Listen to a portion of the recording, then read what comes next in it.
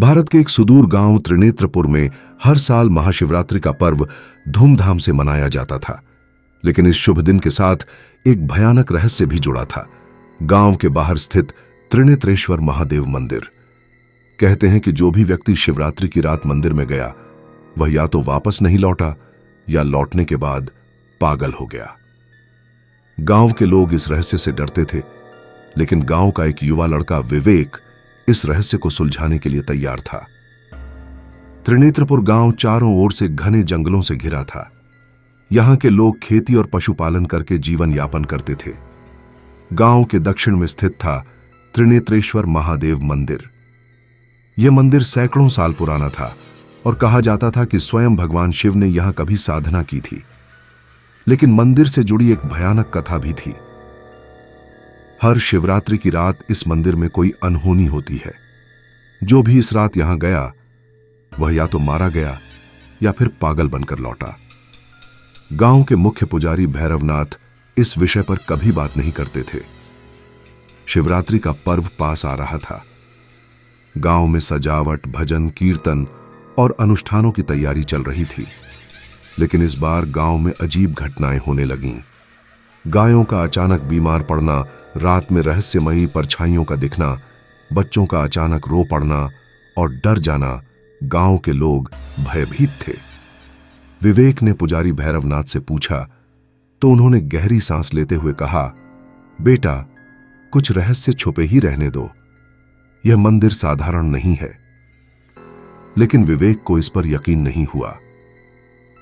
शिवरात्रि से एक रात पहले गांव में अजीब घटनाएं घटित होने लगीं। रवि नाम के लड़के ने कहा कि उसने मंदिर के पास काले साए को चलते हुए देखा। रात को हवा अचानक बहुत तेज हो गई, जैसे कोई मंदिर में रो रहा हो। गांव के कुत्ते लगातार रो रहे थे, जो अपशकुन माना जाता था। विवेक का साहस बढ़ा।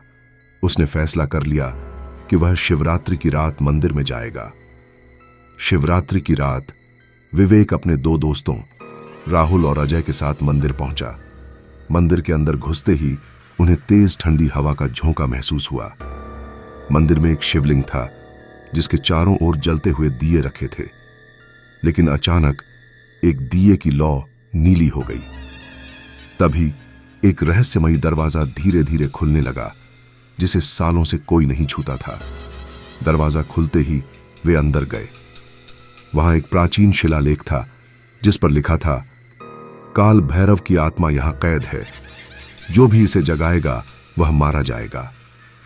अचानक मंदिर में भैरवनाथ प्रकट हुए। उन्होंने कहा, तुमने बहुत बड़ी गलती कर दी है। यह दरवाजा खोलने का अर्थ है मृत्यु को आमंत्रण देना। लेकिन इससे पहले कि वे कुछ समझ पाते, मंदिर के अंदर से एक गहरी चीख आई। अचानक एक भूतिया परछाई मंदिर के अंदर से निकलकर आई। तुमने मुझे जगाने की हिम्मत कैसे की?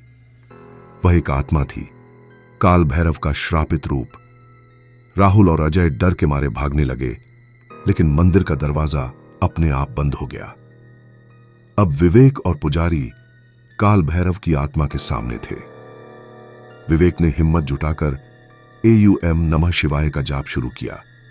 जैसे जैसे मंत्रोच्चार तेज हुआ, आत्मा चीखने लगी।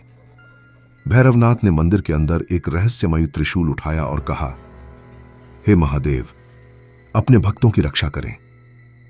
तभी त्रिशूल से तेज प्रकाश निकला और आत्मा धुएं में बदलकर विलीन हो गई। मंदिर शांत हो गया, लेकिन वहां एक गहरी खामोशी छा गई।